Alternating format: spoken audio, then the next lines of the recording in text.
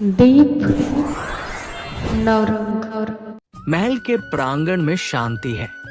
चारों ओर दियों की हल्की रोशनी फैली हुई है। राजा वीरभद्र सिंह अपनी रत्न जड़ित सिंहासन पर चिंतित मुद्रा में बैठे हैं। मंत्री रघुनंदन पास खड़े हैं। रघुनंदन, क्या तुमने कभी सोचा है कि किसी राजा की भी किस्मत पलट सकती है? महाराज, किस्मत का लेखा कोई नहीं बदल सकता है, लेकिन आप जैसा वीर और न्यायप्रिय राजा, आपकी किस्मत क्यों पलटेगी? पर कल रात मैंने जो सपना देखा, उसने मेरी आत्मा को कंपा दिया। रघुनंदन चौंकते हुए, सपना? कैसा सपना था महाराज? मैंने देखा कि मेरा सारा राज्य राख में बदल गया है। लोग मुझे कोस रहे हैं और मैं एक साधारण वस्त्र में जंगल में भटक रहा हूं। ये तो अशुभ संकेत है महाराज। शायद ये ईश्वर की चेतावनी है। राजा चुप हो जाते हैं। बाहर अचानक तूफान की आवाज गूंजती है। अगले दिन राजसभा। सभा में दरबारी, मंत्रीगण और राजा मौजूद है। जन समस्याओं पर चर्चा हो रही है। एक महिला चीखते हुए अंदर आती है। महाराज, कृपा करें, मेरे पति को कल रात किसी ने उठा लिया। गांव में कुछ अनजानी परछाइयां घूम रही हैं। राजा चौंकते हुए, क्या कहा तुमने? परछाइयां? महिला रोते हुए, हाँ महाराज, न वो डाकू लगते हैं न भूत, कुछ तो अनहोनी है। मैं खुद गांव जाकर सच्चाई जानूंगा। दरबार में सन्नाटा छा जाता है। सभी एक दूसरे की ओर देखने लगते हैं। रात का समय। राजा, रघुनंदन, सेनापति और कुछ सैनिकों के साथ गांव में पहुंचते हैं। हर घर में ताले लगे हैं। लोग डरे हुए हैं। सेनापति, महाराज, कोई भी बाहर नहीं आ रहा, जैसे सब किसी डर में जी रहे हों। इन लोगों का डर मैं दूर करूंगा। किसी बुजुर्ग को बुलाओ। एक बूढ़ा व्यक्ति सामने आता है, कांपते हुए हाथ जोड़ता है। राजन, हमसे अनहोनी हो गई है। गांव के शमशान में कुछ है जो जिंदा हो उठा है। राजा क्रोध में, क्या बकवास है ये? कोई मरा हुआ कैसे जी उठ सकता है? वो कोई साधारण प्राणी नहीं है। वो रक्षक नहीं, विनाशक है। राजा चुप हो जाता है। दूर शमशान की दिशा से अजीब सी आवाज आती है, जैसे कोई करहा रहा हो। सब लोग डरकर पीछे हट जाते हैं। महल में अगली सुबह राजा के चेहरे पर थकावट है। वो अपने महल की बालकनी में खड़े हैं। रानी अमृता पास आती है। रानी अमृता चिंता से, राजा जी, आप रात भर नहीं सोए, क्या बात है? राजा धीरे से, अमृता, कुछ तो है उस गांव में जो मेरी समझ से बाहर है। क्या आप भी डर गए हैं? नहीं, पर मैं जानता हूं, ये अनहोनी सिर्फ गांव की नहीं है। ये मेरे राज्य पर छाया हुआ अंधकार है। आपने जो सपना देखा था, क्या वो सच होने वाला है? राजा चुप रह जाते हैं। रात का समय। राजा गुपचुप ढंग से केवल 2 सैनिकों के साथ शमशान भूमि पर जाते हैं। माहौल भयानक है। जगह जगह राख और अधजले शव है। राजा धीरे से, कहीं कुछ छिपा है जिसकी वजह से सब डर रहे हैं। अचानक एक भयानक चीख गूंजती है। सैनिक डरकर पीछे हट जाते हैं। राख के ढेर से एक साया उठता है, लंबा, काला, आंखों में आग। साया गूंजती आवाज में, वीरभद्र सिंह, तेरा समय समाप्त हो गया है। कौन हो तुम?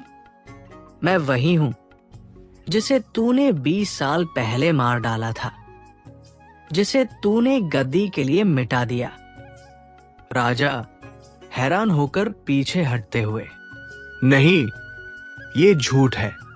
सच कभी मरा नहीं करता राजा।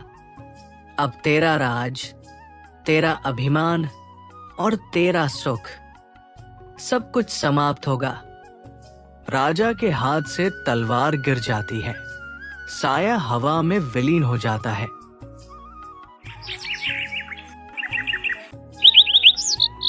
महल में अगली सुबह राजा गहरे सोच में है। उनके चेहरे पर भय की छाया है। रघुनंदन और रानी दोनों कमरे में आते हैं। महाराज, क्या हुआ शमशान में? राजा धीरे से, सच सामने आ गया है रघुनंदन।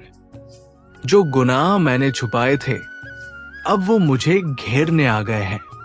रानी अमृता चौंक कर, कौन सा गुनाह?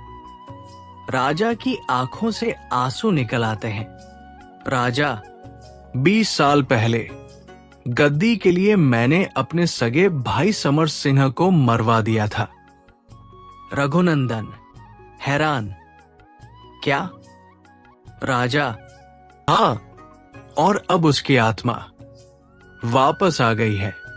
कमरे में सन्नाटा छा जाता है। राजमहल की दीवारें दरकने लगती हैं। आकाश में बिजली चमकती है। बर्फ जैसी ठंडी हवा चलती है। राजा स्वयं से, मैं राजा हूं, पर शायद अब सिर्फ नाम का। असली शक्ति तो न्याय की होती है। दूर से वही साया फिर दिखता है, महल की छत पर खड़ा। उसकी आंखें राजा को घूर रही हैं। महल की गुप्त कोठरी, रात का समय। राजा वीरभद्र सिंह एक पुरानी तलवार और एक संदूक के साथ बैठे हैं। उनकी आंखों में भय और पश्चाताप है। राजा स्वयं से, समर भाई, मैंने तुझसे राज छीन लिया, तुझसे जीवन छीन लिया। अब मैं अपने पाप का सामना करूंगा। राजा संदूक खोलते हैं। उसमें से एक पुरानी पगड़ी और भाई की तस्वीर निकालते हैं। तभी पीछे से रघुनंदन आते हैं। महाराज, आपको कुछ हो गया तो राज्य अराजकता में डूब जाएगा। कुछ तो उपाय होगा। उपाय है आत्मसमर्पण। एक राजा तभी महान होता है जब वो अपने अपराध को स्वीकार कर ले। रानी अमृता पूजा कर रही है। वे चिंता में है। तभी द्वार खुलता है और दासी दौड़ती हुई आती है। रानी माँ, शमशान की दिशा से फिर वही साया दिखाई दिया है। इस बार महल की दीवारों तक आ गया है। अब समय आ गया है सत्य और असत्य की आखिरी टक्कर। राज दरबार, मध्यरात्रि। पूरे राज्य में अजीब सन्नाटा है। राज दरबार में राजा वीरभद्र सिंह सिंहासन पर नहीं, बल्कि जमीन पर बैठे हैं। सामने दीपक जल रहा है। तभी काली परछाई बनकर समर सिंह की आत्मा प्रकट होती है। आत्मा गर्जन करती आवाज में, वीरभद्र, क्या अब भी तुझ में साहस है मेरी आंखों में देखने का? राजा धीरे से सिर झुकाते हुए, नहीं समर, अब नहीं। अब सिर्फ पश्चाताप बचा है। मैं तैयार हूं। जो सजा देनी हो दे दो। तेरी सजा मृत्यु नहीं है भाई। तेरी सजा है वो जीवन जिसमें तू खुद को माफ नहीं कर सकेगा। राजा आश्चर्य से, तो तुम मुझे मारने नहीं आए?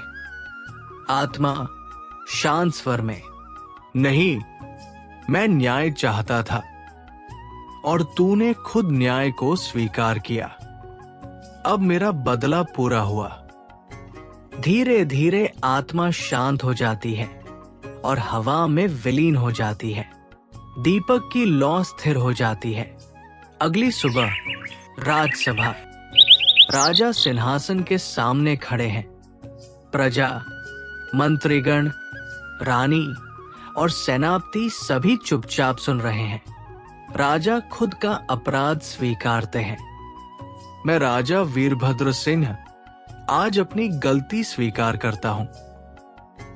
मैंने सत्ता के लोभ में अपने ही भाई की हत्या करवाई थी। मैं इस सिंहासन के योग्य नहीं हूं। सभा में सन्नाटा छा जाता है। कुछ लोग फूट फूट कर रोने लगते हैं। राजा आगे कहते हैं, अब मैं तपस्या पर जा रहा हूं। राज्य का कार्यभार रानी अमृता संभालेंगी जब तक उत्तराधिकारी योग्य न हो जाए। राजा साधारण वस्त्र में, हाथ में कमंडल और माला लेकर खड़े हैं। रानी और रघुनंदन उन्हें विदा कर रहे हैं।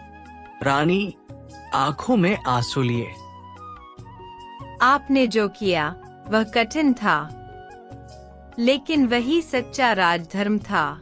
महाराज, आप हमेशा हमारे राजा रहेंगे। अब मैं केवल एक पापी इंसान हूं जो अपने पाप से मुक्ति चाहता है। राजा जंगल की ओर बढ़ जाते हैं। सूर्य की पहली किरण उनके चेहरे पर पड़ती है। वर्षों बाद एक आश्रम।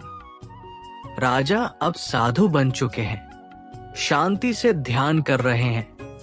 बच्चे, ग्रामीण उनसे आशीर्वाद लेने आते हैं। महात्मा जी, क्या आप सच में कभी राजा थे? राजा मुस्कुराकर, राजा वही होता है जो अपने भीतर के राक्षस को जीत ले। बाकी तो ताज भी मिट्टी हो जाता है। दूर कहीं मंदिर की घंटी बजती है और दृश्य समाप्त होता है। ये थी अनहोनी राजा की संपूर्ण कहानी।